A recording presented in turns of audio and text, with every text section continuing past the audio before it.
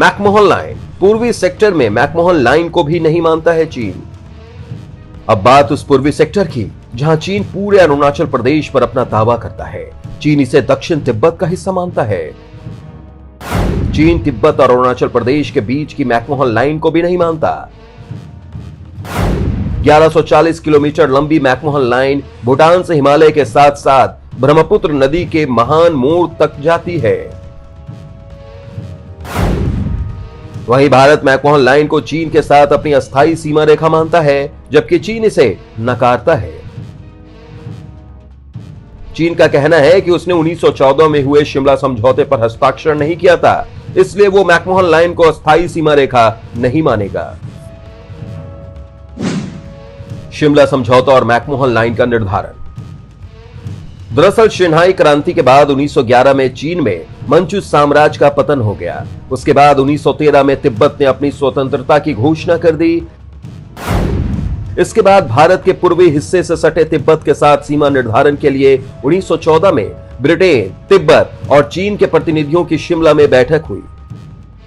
शिमला सम्मेलन में भारत का प्रतिनिधित्व ब्रिटिश मंत्रालय के सदस्य आर्थर हेनरी मैकमोहन ने किया था। तब वो भारत मंत्री थे, secretary of state for India. Shimla सम्मेलन में हुए समझौते के मुताबिक तिब्बत को दो भागों में बांट दिया गया। इनर तिब्बत जिसकी सीमाएं चीन से लगती थी, और आउटर तिब्बत जो तिब्बती शासक लामा के हाथ में रहा और जिसकी सीमाएं भारत के पूर्वी छोर से लगती थी। इसके साथ ही मानचित्र पर आउटर तिब्बत और भारत का सीमा विभाजन ऊंचे पर्वतमालाओं के बीच किया गया। इसके तहत पूरे अरुणाचल प्रदेश समेत तवांग और दक्षिणी हिस्से को भारत का हिस्सा माना गया और इस पर भारत और तिब्बत के प्रतिनिधियों ने हस्ताक्षर भी किए।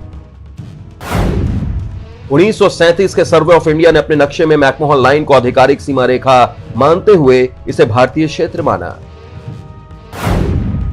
आजादी के बाद भारत सरकार ने 1954 में इस क्षेत्र को नेफा, नॉर्थ ईस्ट फ्रंटियर एजेंसी नाम दिया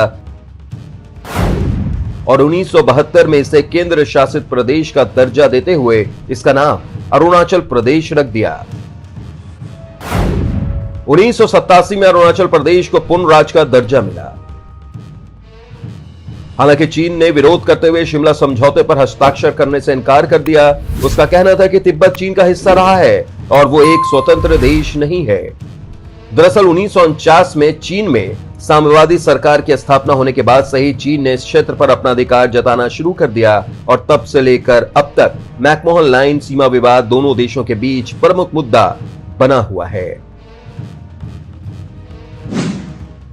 पूर्वी सेक्टर में सिक्किम में नाथुला और चोला विवाद। पूर्वी सेक्टर में ही सिक्किम में भारत चीन सीमा पर हिमालय रेंज में नाथुला और चोला क्षेत्र को लेकर दोनों देशों में विवाद है। इसे लेकर 1967 में भारतीय और चीनी सैनिकों में खूनी झड़प भी हुई थी, जिसमें चीन को काफी नुकसान उठाना पड़ा था। चीन ने एक बार फिर 2021 में नाथुला इलाके में दखल देना शुरू कर दिया था, जिससे दोनों देशों की सीमा के बीच टकराव भी हो गया था। हालांकि स्थानीय कमांड स्तर पर इस मसले को सुलझा दिया गया था। भारत, भूटान और चीन की सीमा पर डोकलाम विवाद। इसी पूर्वी क्षेत्र में सिक्किम और चीन भूटान बॉर्डर के तिराहे पर स्थित है। डोकलाम जहां तीनों देशों की सीमाएं मिलती हैं, इसे लेकर भी भारत और चीन में विवाद है।